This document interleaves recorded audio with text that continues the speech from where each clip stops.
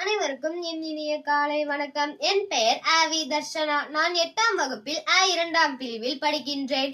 உணவே மருந்தான காலங்கள் மலையேறி மருந்தே உணவென்றாகிவிட்ட நிலையில் சிறு தானியங்களும் நவதானியங்களும் மறந்துவிட்ட நவநாகரிக உலகில் துரித உணவுகளோ தூர்வாரி கொண்டிருக்கிறது நம் வாழ்வை.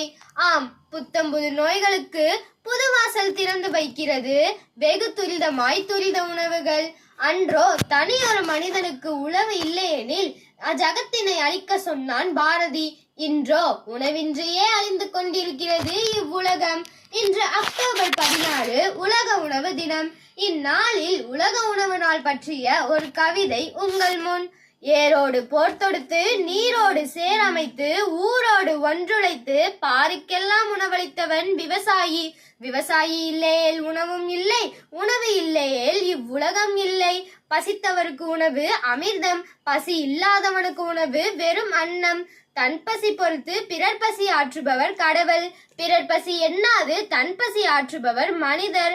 அழைத்து உணவளிப்பது விருந்து, அலையாது உணவளிப்பது பிச்சை. இல்லாதவனுக்கு உணவளிப்பது தர்மம், இடம் தேடி உணவளிப்பது தானம். உடல் தணிக்க இளநீர், உள்ளம் தணிக்க பாசநீர், பித்தம் தணிக்க நெல்லிக்காய், புத்துணர்ச்சி அளிக்க வெள்ளரிக்காய். இன்முகத்தோடு உணவளிப்பது தமிழர் குணம், இன்சொல்லோடு உணவளிப்பது தமிழர் குணம். வயிற்றில் செல்கின்ற உணவை விட வீதியில் வீசப்படுகின்ற உணவு மலையளவு.